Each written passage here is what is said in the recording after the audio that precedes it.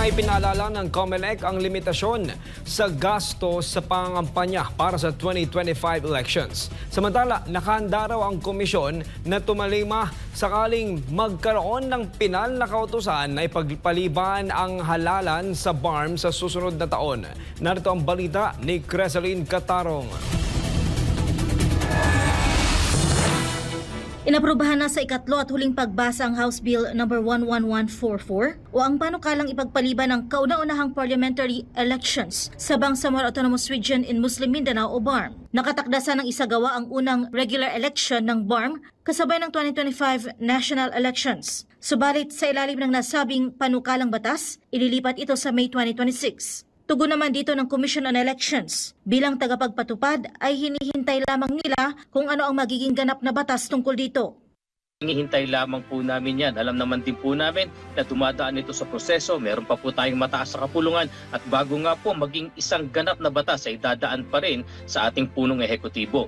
Sinabi ni COMELEC spokesperson John Rex Lodianco na kapag tuluyan na itong ipagpaliban, nakahanda naman ang komisyon na ipatigil ang preparasyon sa halalang ito at tatalima sa naturang kautusan. Sakali namang hindi ito maging batas, magpapatuloy anya ang preparasyon ng COMELEC maging ang mga isinasagawang proseso para rito. Sa Desyembre 23, sisimula na ng COMELEC na subukin ang tinatawag na final configuration ng automated election system. Ito'y upang mapatunayan at maipakita sa taong bayan na maayos ang gagamiting sistema para sa halalan sa susunod na taon. Nabatid na kabilang sa kadahilanan na ipinanukala ang pagpaliban ng eleksyon sa BARM ang isyu ng pagkakatanggal ng lalawigan ng Sulu bilang bahagi ng BARM.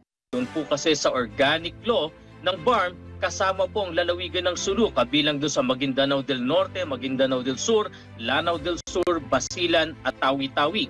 Dahil sa pagkakatanggal ng Sulu batay sa kautusan ng Korte Suprema, ang dapat sanang 80 miyembro ng parlamento na ihahalal sa 2025 ay nabawasan ng 7. Dahil dito, isa sa naging isyu kung tumutupad pa ba ang gagawing halalan doon sa orihinal na 80 na mga miyembro ng parliament. Bukod dito, naging question din papaano ang proseso kung sakaling kulang na at hindi sapat ang bilang. Ilan lamang po ito at tingin po namin ito yung pinakamalaking issue na tinatalakay po dito dun sa pagpapaliban ng BARM elections. Samantala, ibinahagi naman ng COMELEC ang pagpapahintulot ng panibagong paraan sa pangangampanya ng mga kandidato sa 2025 elections. Ito ay ang paggamit ng LED o electronic billboards at electronic posters. Kasama rin ang paggamit ng internet o social media kung saan nagtapos na noong Desyembre 13 ang pagpaparehistro ng social media channel o websites at iba pang electronic at digital platforms na gagamitin sa pangangampanya.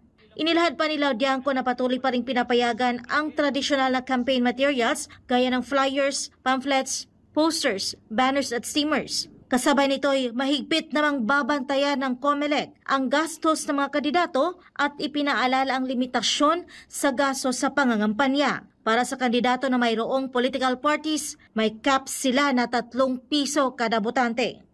So kung ilan po ang registered voters doon po sa kanilang jurisdiction, ita times 3 po nila at yun po yung kanilang limit.